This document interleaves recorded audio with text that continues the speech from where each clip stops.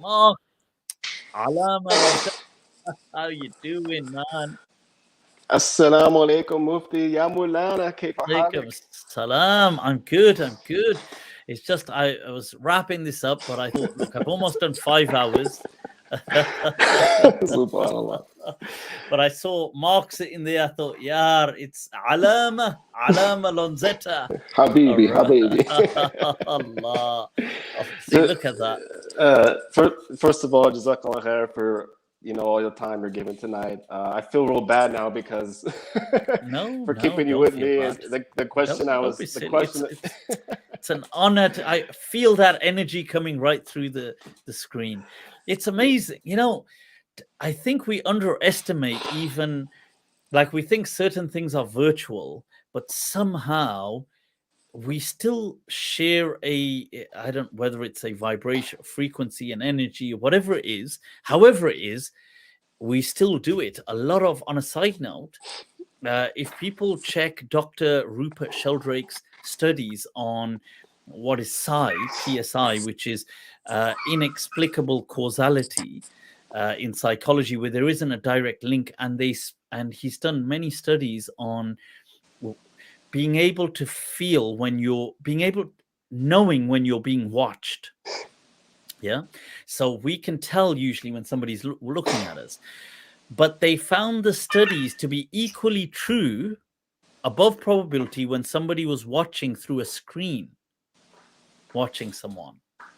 They could still feel eyes on them. Like, so let's say whether somebody was being watched through a camera and they were somewhere else. So there wasn't actually any spatial, even if you were in a headquarters watching security, seeing a lot of CCTV from a different place, as a security team, people could sometimes tell they could tell above probability they were being watched. But yeah, coming back to, sorry, I digress. Yeah. Well, No, this is so, part no, of this is part of the problem. I digress too often. no, and that's why I'm worried because the topic was kind of philosophical, so I didn't know if it was going to go into a rabbit hole. But subhanallah, I'll try to hit the track rolling we here. we Uh, generally we live for the rabbit holes. we'll also be talking about this stuff at this ungodly hour. Allah, Allah. Subhanallah. Uh, So basically, what I wanted to talk about is right now, especially in the West, there's kind of been a rise of Christian nationalism, okay. and it's kind of like really hit its boiling point with the overturning of Roe versus Wade, and kind of like this impression of religion kind of imposing on people. So it's kind of reflaming these conversations between anti-theists and Mm, theists. And mm, because that kind of argument had kind of died down for a little bit because it is kind yeah. of played out because anti-theists don't like really kind of engaging with theists because it's about the metaphysical, and it's hard to kind of Mm, like argue about the metaphysical. We're kind of like pulling things that we don't have any way to observe, so it kind of doesn't really serve a yeah. point. But I came across a debate recently of an anti-theist and a theist, and it went pretty bad for the theist Okay.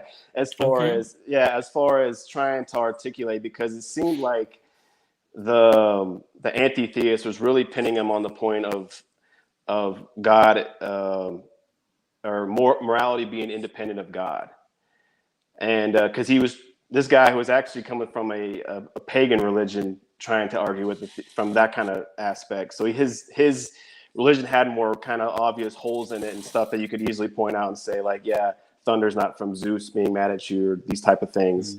Mm, So it was easier kind of like to deconstruct, because and he was trying to combat that. What I think he was trying to do is the trajectory hermeneutics, mm, which you've talked about in the past, and kind of really appeals to me as far as like kind of addressing modern issues.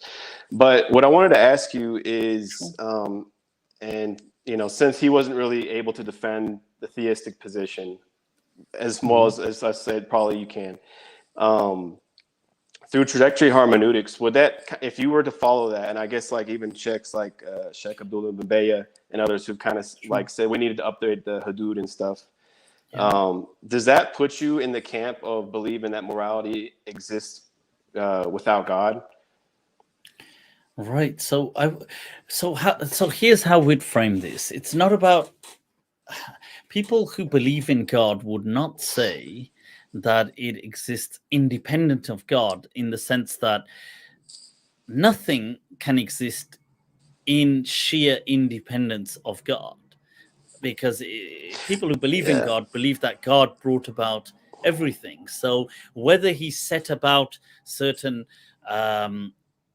certain forces into play for things to manifest and come about and set things into motion, but things only exist by God. So nothing would be, so in that sense, just to begin, that the statement would be a misplaced statement to say independent Yeah, of God. I wouldn't mean to frame it that way. Yeah, I wouldn't mean to frame it that way, because like then, from my no, I perspective, get we it, wouldn't bro. exist So without God being able sure, to so exist. I get, I guess but from their perspective, I was just correcting it because I felt it's an important one to, it's oh, right. I tapped this. So I felt it's an important thing to clarify. Secondly, now, has the question that is being posed here is, just to be clear, is morality learnt through scripture, or is it something that human beings innately know? Yeah, the way And I does said it? it, the way I was saying is kind of the way that they would frame it. But I guess that we would, the basic question would be going back to that: is something good because God likes it, or is God like it because something is good? Right. So this is called the divine commandment theory in philosophy, and in Islam, we, just like in many philosophical traditions, there's a disagreement amongst the usuliyin. So certain scholars felt, amongst them Imam Abu Hanifa as well, that look, there is already what they framed it in the old usuli debate as at-tahsin wa taqbih al-aqli, or al-aqliyan. So do we see certain things as good, and do we see certain things as bad, and then has Islam come and codified that for us, or did it tell us don't do this, therefore we just declare it bad, otherwise there is no good and bad in this world? So the Muslim scholarship disagreed on this from the very get-go. As soon as this became a debate in the very early time, like within a century after the Prophet, just over a century after the Prophet, this is how scholars were divided.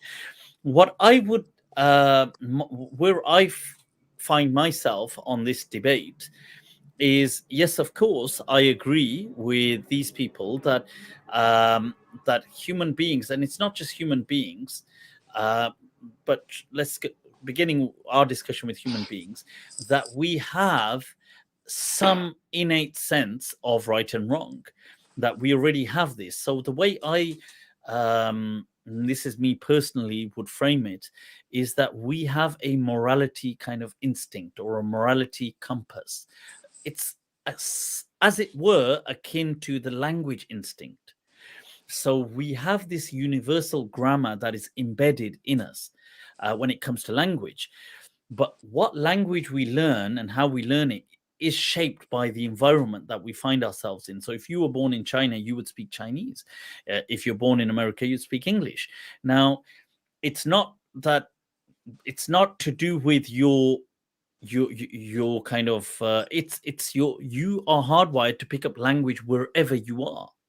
So this is why people who are even those people who'd been born deaf, dumb and blind, in the sense they're completely cut off from the world in picking up those sensations or language in any, whether it's visually, auditorily, or through speech. Yet when they do learn how to express themselves, they fully pick up language. Helen Keller, a brilliant author, was born deaf, dumb, and blind. And she authored magnificent books. So the thing is that language, it's within us, regardless of which one you end up picking up. So now, and all languages will have some crossovers and similarities, and language with the day and age will also change. So similarly, now you shift it over morality, we have this kind of a base, a compass, if you like, a base structure, which is hardwired in our brain. Then what happens is we have the ability, and this is with animals too. Obviously, it varies where you go in the scale, whether it's going to be primates right down through mammals or going to others. Obviously, at reptile level, you wouldn't really find it at all in that way, but you will find it with mammals and definitely in primates. That you find, you see, they identify hurt. Like we can, so this is coming back to us. Two key things: we recognize pain through empathy, and through empathy we have this because of our feeling of empathy, so we understand pain in ourselves, and through empathy we can see it in others and we want to avert it, like prevent it, or mitigate it. So this is a very base level to start from, being able to identify pain and being able to, or be through empathy, you want to avert it for the other, because somebody's like, why do you want to avert it for the other? Because when you see them in pain, our ability to empathize makes us feel pain. Because humans and even monkeys, they have this thing in our brain which is actually called monkey see, monkey do.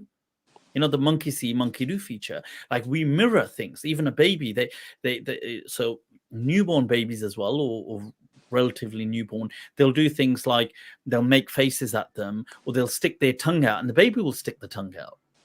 So they mirror what they're seeing, and it's just called the monkey do, monkey see, monkey do brain, because you mirror this. Now, part of us, I'm not saying the same side, but that's just to give you an idea that because of our ability to empathize, whether we like it or not, when we see pain, we feel pain.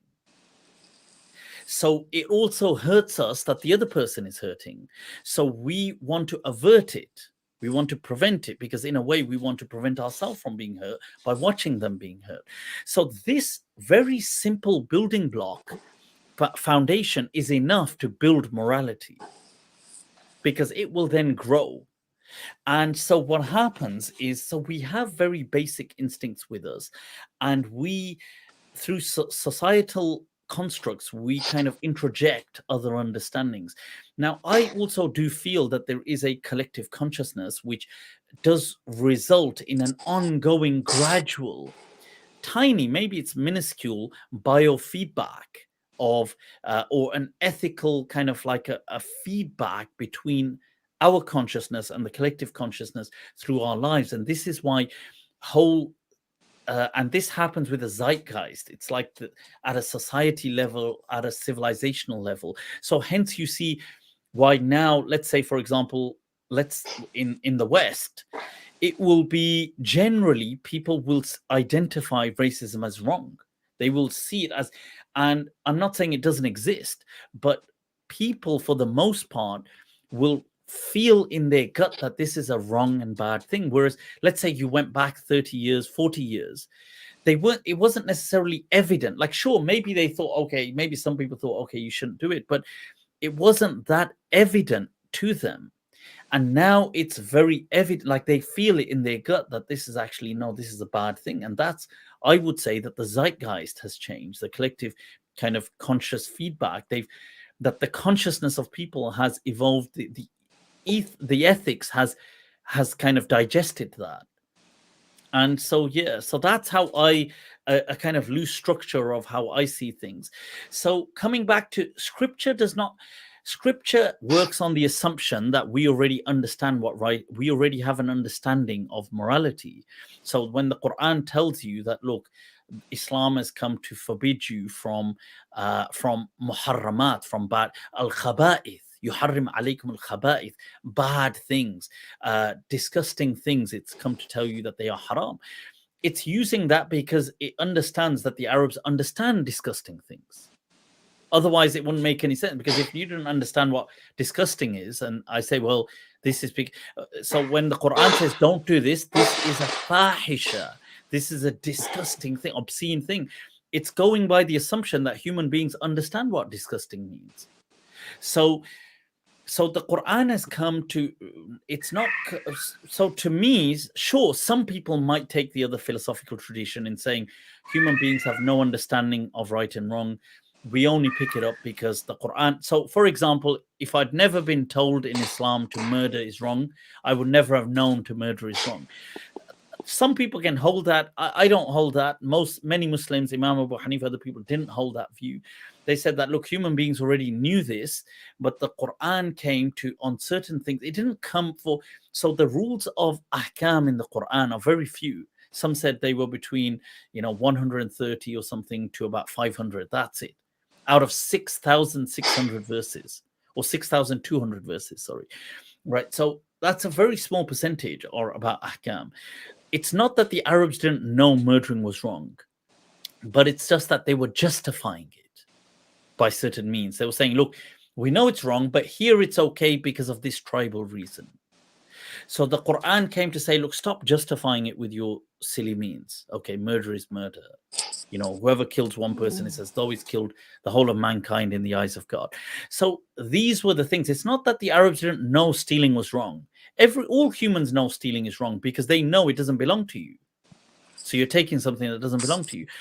So Islam, in that sense, the morality has not changed. It's not that the morality has changed.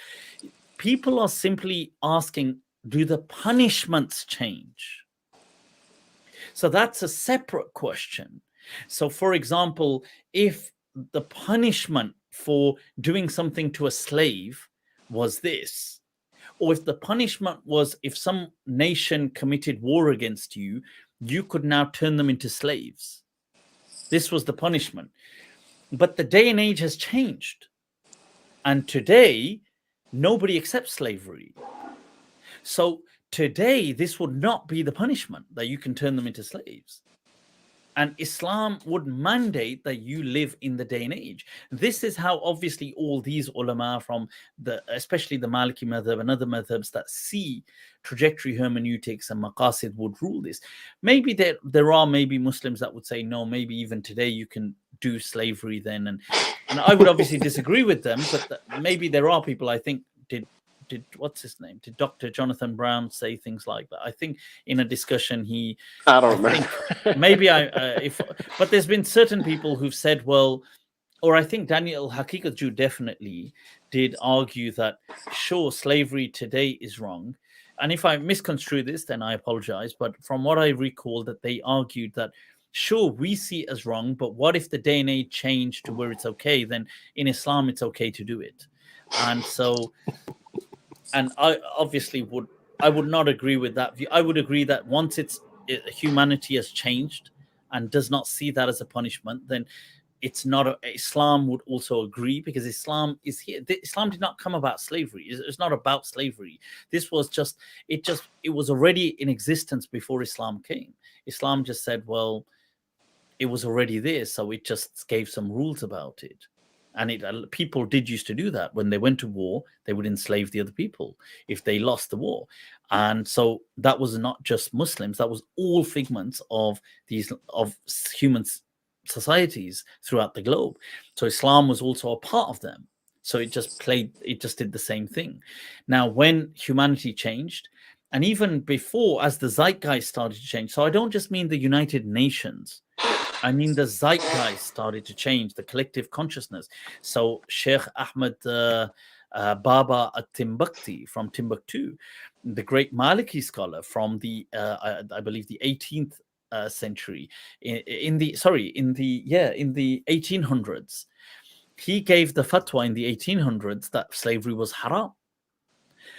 Sheikh Ibrahim al-Riyahi, I believe, Sheikh Ibrahim, who was a scholar from Zaytuna, gave the fatwa way before the United Nations, gave the fatwa that slavery was haram.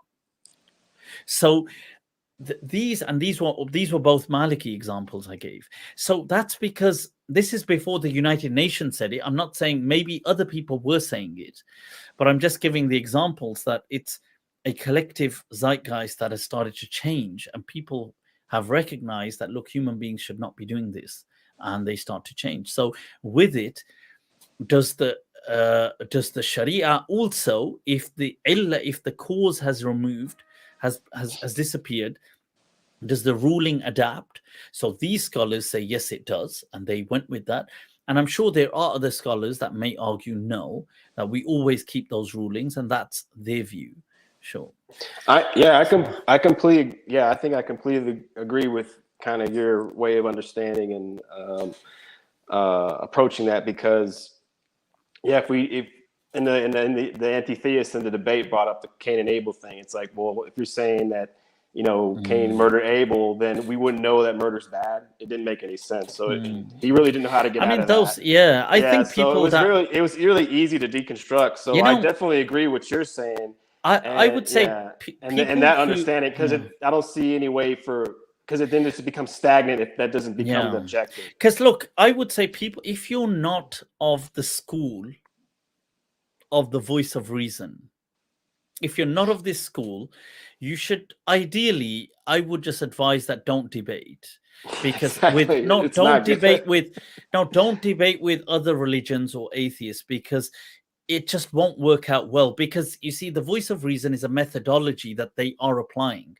So if you're not applying it and you don't believe it, like let's say for some reason you don't believe that this is something I adhere to, or I'm not bound by it, like I don't bind myself to the voice of reason, then in that case you will most likely do a very poor job, just because of your own, just because of the constraints. Even if you're a very intelligent person, you won't be able, because that game is a game of the voice of reason.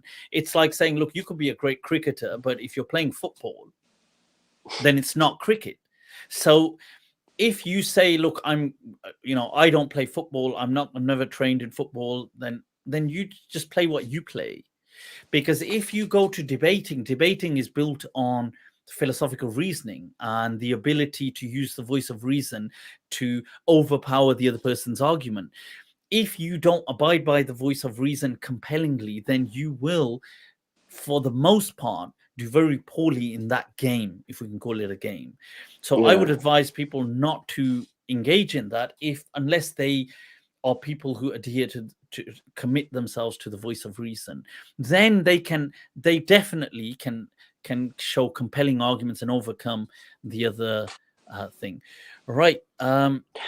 And just to kind of wrap it up, and just kind of tie it to, so since I'm on the same page with what you're saying, and I find that completely convincing.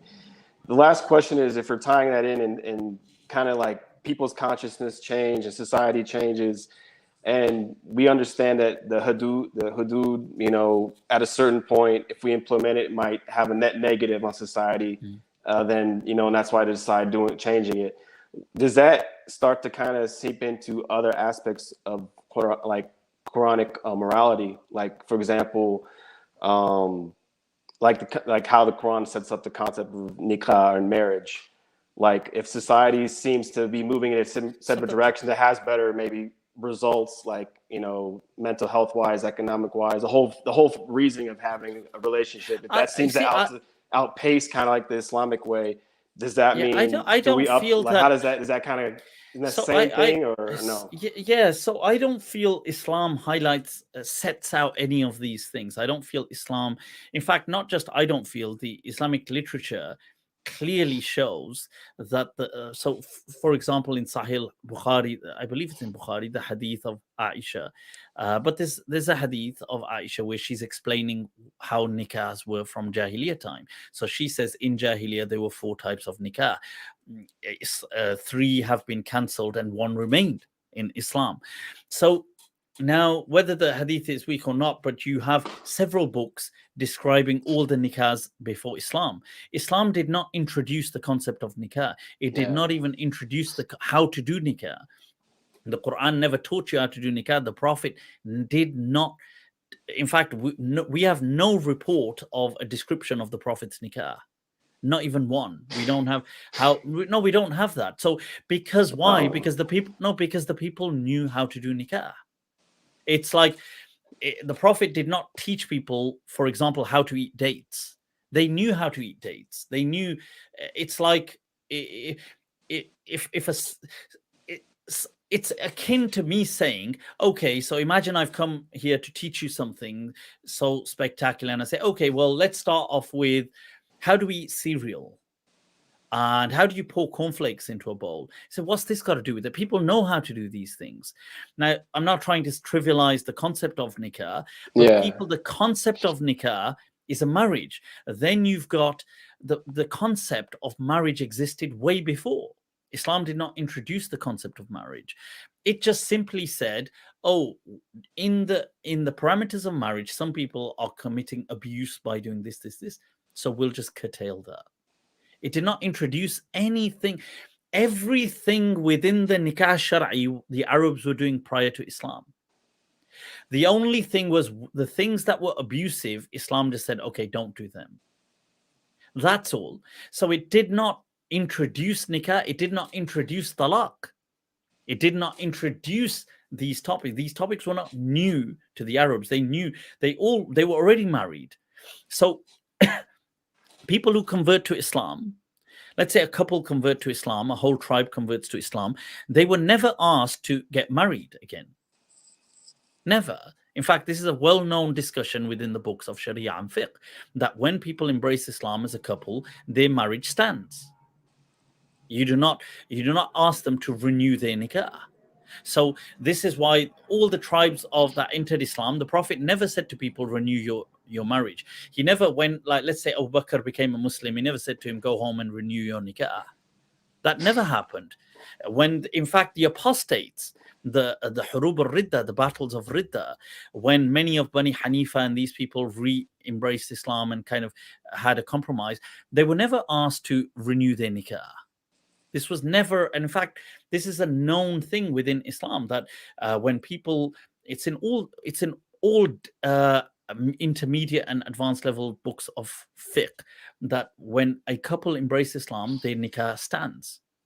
We do not ask them to renew their nikah. It's a different discussion. They say if one embraced Islam, that's a different discussion, and the other rejected Islam. We're talking about if they both embrace Islam, they never asked to renew their nikah. This is not, because it's not something Islam introduced. It's just a human thing that humans have been doing. Islam just said, stop these elements about it. That's all. So I would say that question it's not, it's like, I would problematize the kind of premise in saying, well, Islam never introduced any of these things. It never introduced marriage. It never introduced divorce. People were getting married from before Islam. The Prophet's parents were married. How did they get married? They knew how to get married. It's not that nobody before Islam didn't have a nikah. They had a nikah. And even so, it's not about these things.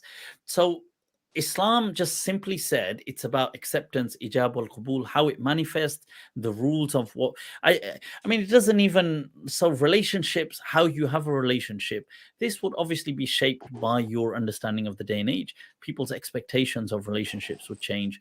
People's kind of how they treat each other, what do they provide for each other, this would all change with society. So for example, in the past, this was written in many of the fiqh books that, if a woman was, let's say, she wasn't poor, she was of, let's say, some reasonable standing, that in the fiqh books, they say if you marry her, you have to provide her a slave, a maid, and you have to provide her today, how are you going to do these things? What are you going to do? Nobody's going to expect you to provide a slave or provide a maid or provide these things don't happen today. You don't provide, if you get married, you provide someone a maid. Sure, maybe some people do. But yeah, but some people would say, wait a minute, if I had a maid, why would I get married to start off with?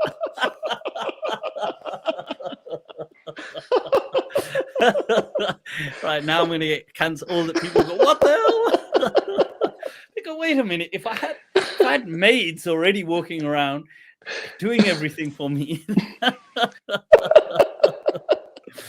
I'm joking, guys. We got to wrap this up, right? So, Mark, it's been too long, yeah. No, So I've got yeah. to wrap this up. Shukran No, for the question, much Jazakallah appreciated. khair. That's kind of the gotta sign off, conclusion. yeah. That's kind of the conclusion I came to. But it's good to hear someone articulate it, so it kind of helps, you know, kind of help to put the thoughts back, you know, in It order. does. So Shukran. Jazakallah khair for all your time, Mufti. Very Much welcome. love. Take care, man. Much love. Assalamu alaikum People, wa rahmatullahi salam.